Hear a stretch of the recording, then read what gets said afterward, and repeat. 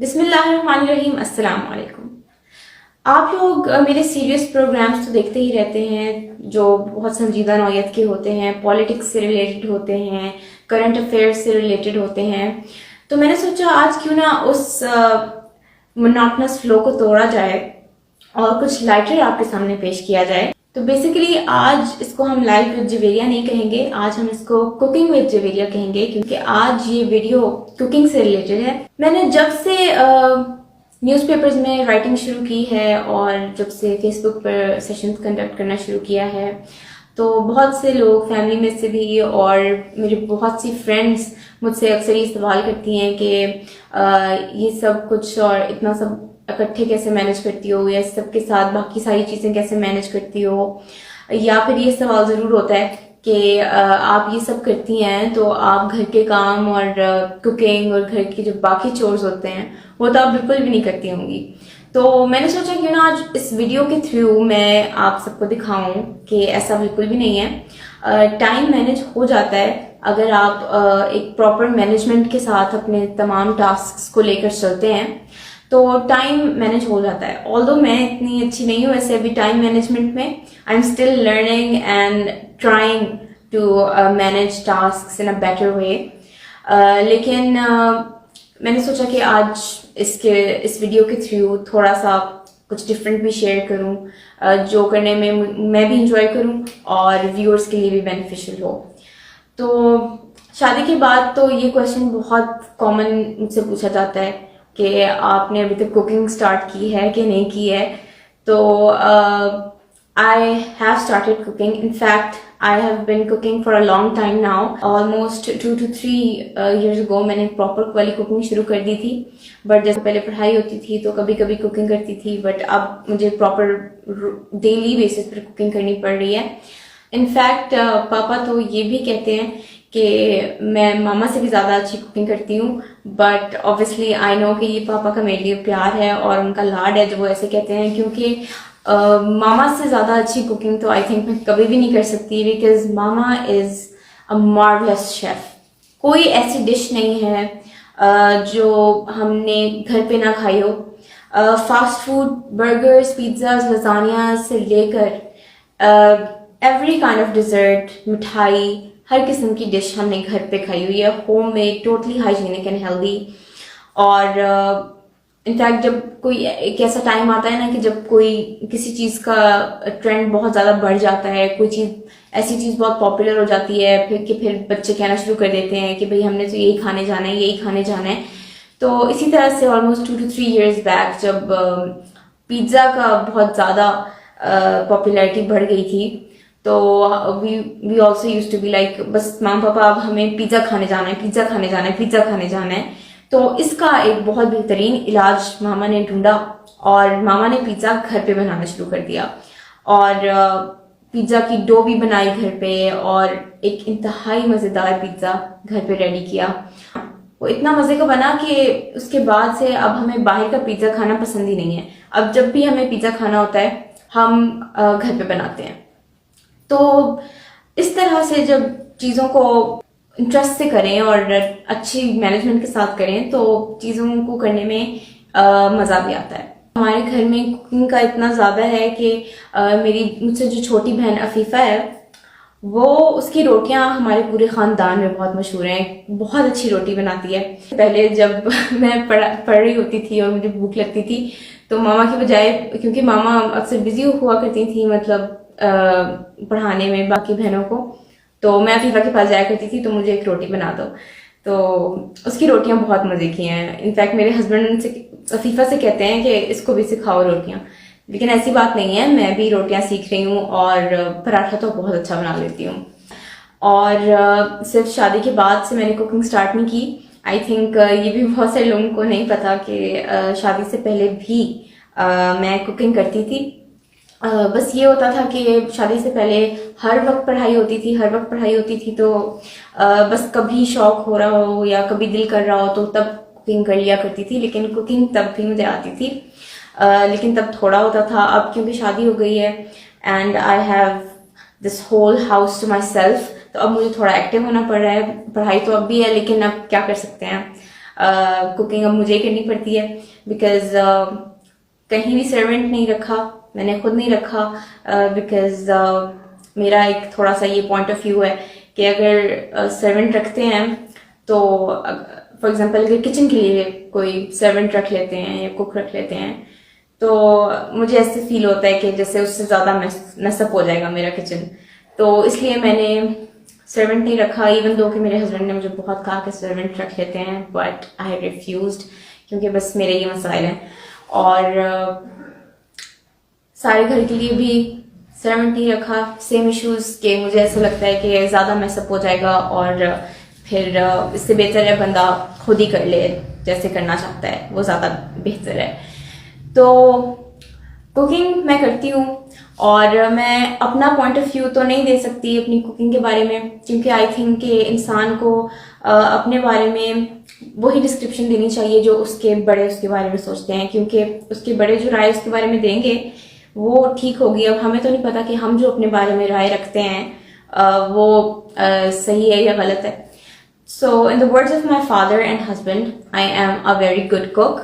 और बस रिकॉर्ड करने की लेजीनेस की वजह से बहुत सारी डिशेस मिस हो चुकी हैं जो कि मैं रिकॉर्ड करके बहुत अच्छी रेसिपीज जो है आप लोगों को दे सकती थी। बट इंशाल्लाह आई होप कि ये सिलसिला कुकिंग की वीडियोस का जो अभी इस वीडियो के थ्रू शुरू हो रहा है ये कंटिन्यू रहे और मैं आपके साथ डिफरेंट डिशेस और उनकी रेसिपीज वक्तन फवक्तन शेयर करती रहूं। आज जो डिश हम बनाने जा रहे हैं वो है करेले गोश्त की। और करेले गोश्त एक ऐसी डिश है कि जो मैं बहुत अच्छी बना लेती हूँ। मैं अपनी तारीफ कभी नहीं करती, लेकिन अपने करेले गोश्त की तारीफ मैं कर देती हूँ क्योंकि वो वाकई बहुत अच्छे बनते हैं। और जब मैंने मामा पापा के पास ये डिश बनाई थी तो पापा ने मुझे कहा था कि आइंदा से मैं ही ये करेले गोश्त बनाऊंगी, मामा नहीं बनाएंगी। तो पापा को इतने पसंद आए थे और मेरे हस्बैंड को इतने पसंद आए थे। आई डोंट नो कि पहले उनकी फेवरेट फूड्स की लिस्ट में करेले गोश्त शामिल था या नहीं, लेकिन जब मैंने पका के उनको खिलाया तो करेले गोश्त उनकी फेवरेट डिशेस की लिस्ट में जाके शामिल हो गया। तो आइए चलते हैं अब किचन में और हम बनाते हैं करेले गोश्त।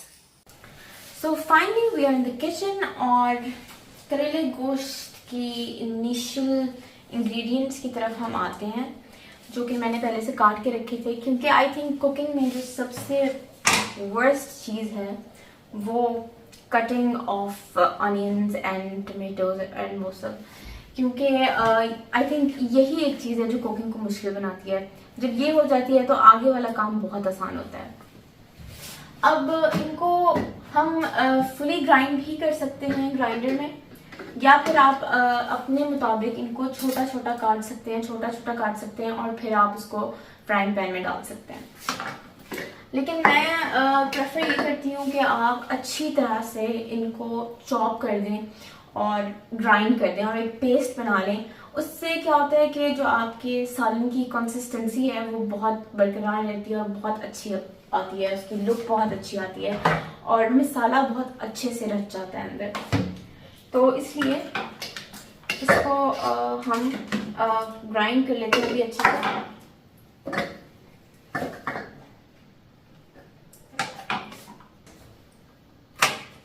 Green chillies, tomatoes, garlic, 3 small pieces of garlic, ginger, बाकी का बाद में भी डाल सकते हैं।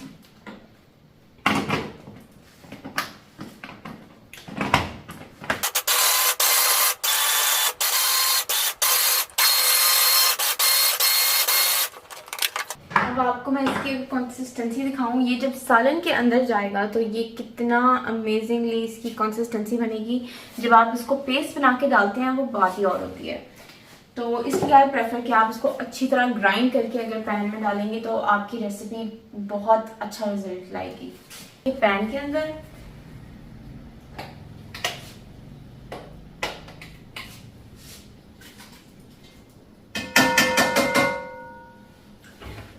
रह जाएगा, इसको आपने स्पून से निकालना है।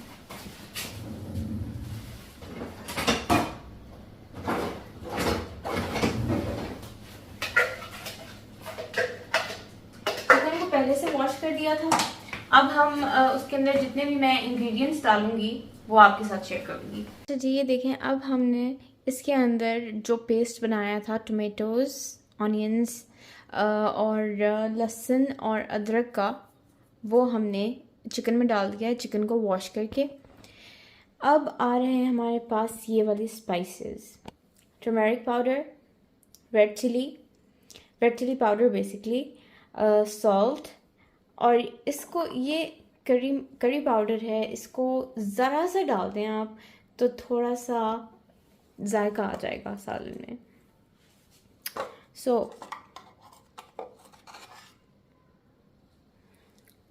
1 टीस्पून, बल्कि थोड़ा सा और डाल दें।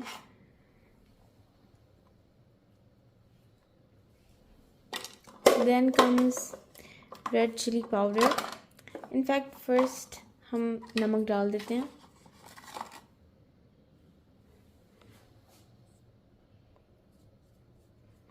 नमक को बहुत अंदाजे से डालना पड़ता है क्योंकि कभी समझ नहीं आती कि कैसे डालना है, क्या करना है।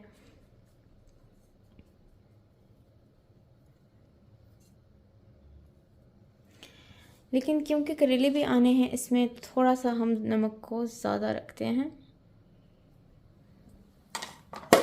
उसके बाद हम रेड चिली पाउडर डाल देंगे।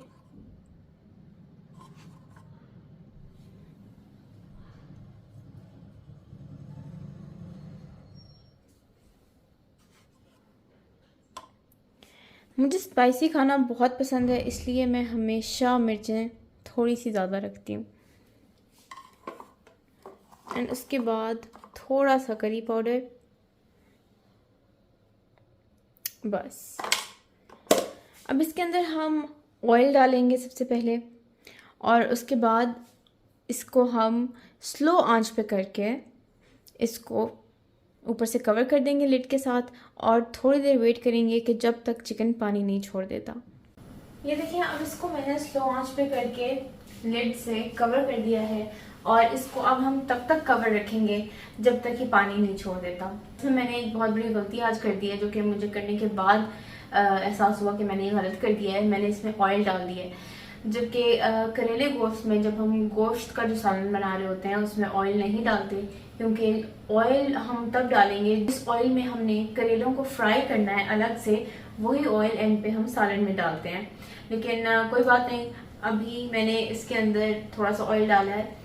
करेलों में मैं कोशिश करूँगी थोड़ा सा ऑयल की क्वांटिटी को कम रखूँ, ताकि जब सालन में डालने लगूँ तो जायका भी आ जाए और ऑयल भी ज़ाया ना हो।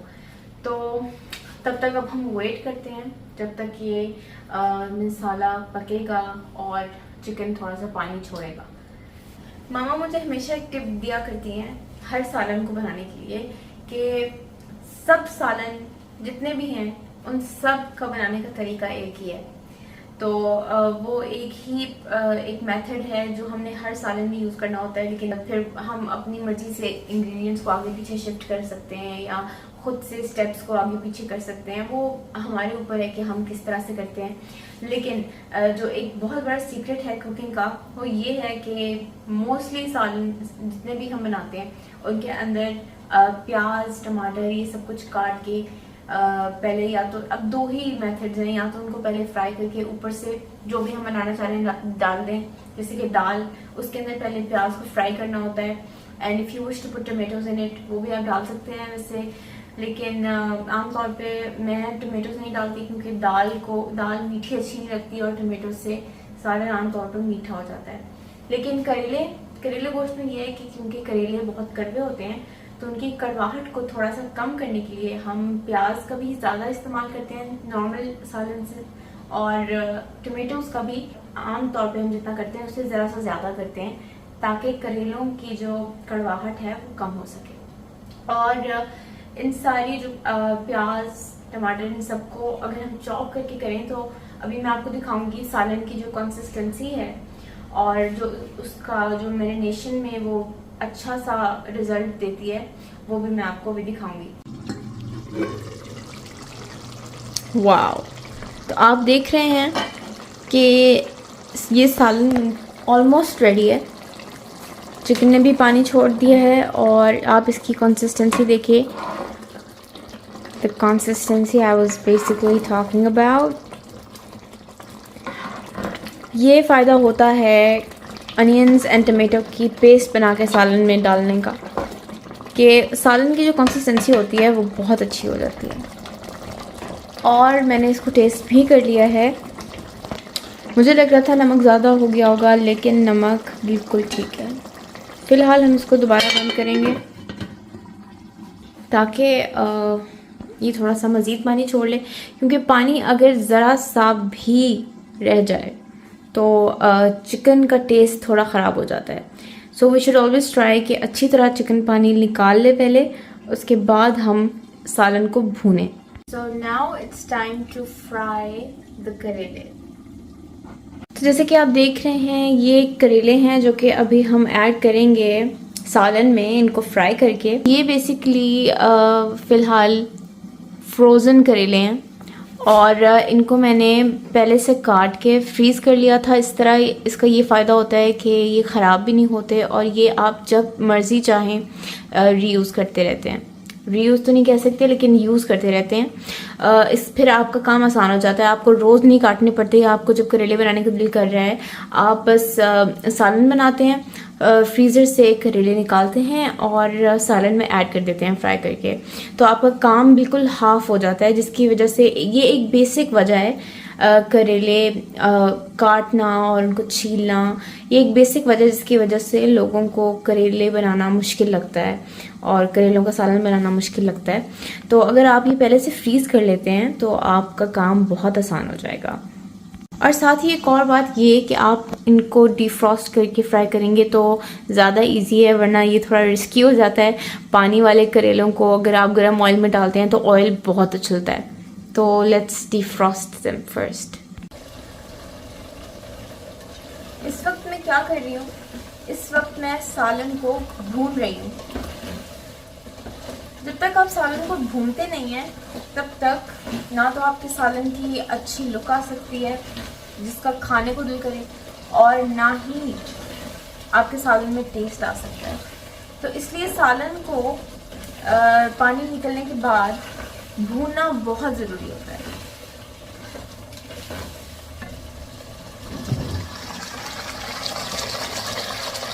जैसे जो आप देख रहे हैं, इसकी लुक आहिस्ता आहिस्ता बन रही है।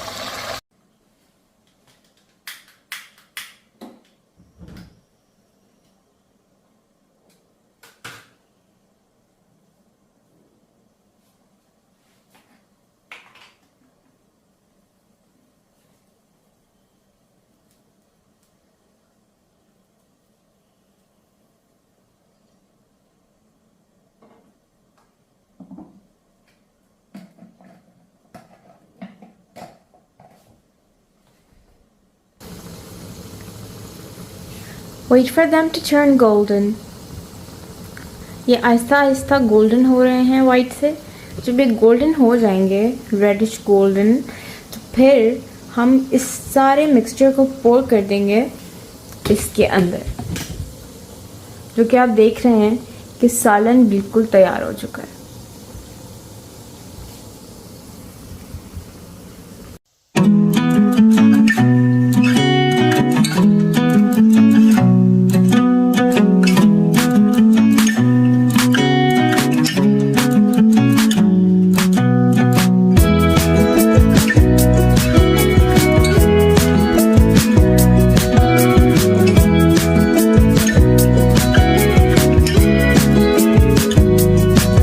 जैसे कि आपको नज़र आ रहा है कि ये गोल्डन ब्राउन हो चुके हैं बिल्कुल। तो अब हम इसके आग को बंद करके इसको सालन के अंदर पोर कर देंगे। So when you poured in the mixture, अब आप इसको मिक्स कर दें।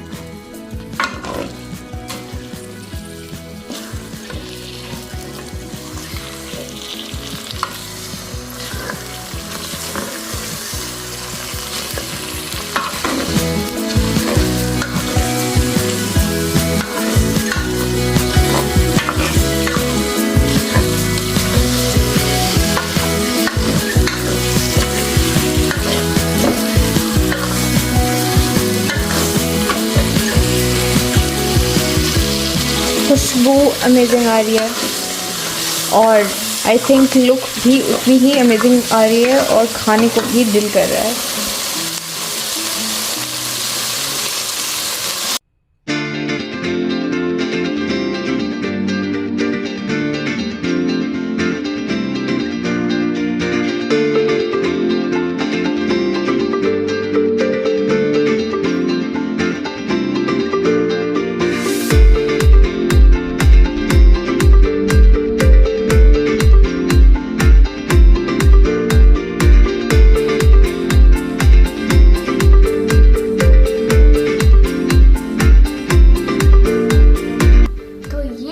करेले गोश्त बनाने की रेसिपी जो कि मैंने आपके साथ शेयर की एंड आई होप कि मैंने इस वीडियो में आपको एक इजी तरीन रेसिपी से इंट्रोड्यूस करवाया है जो कि बहुत से लोग कह रहे थे कि नहीं करेले गोश्त तो बहुत मुश्किल है बनाना। तो आई होप कि आपको इस वीडियो में समझ आई होगी कि करेले गोश्त इतनी मुश्किल रेसिपी नहीं है। और इंशाल्लाह अगर आपको ये वीडियो पसंद आई है तो मज़ीद फूड व्लॉग्स के साथ आपके सामने फिर पेश होंगी एक न्यू फूड व्लॉग में। अपनी दुआ में याद रखिएगा। अल्लाह हाफ़िज़। एंड एक और बात, don't forget to tell me कि आपको ये टेस्ट करने में कैसा लगा। बाय।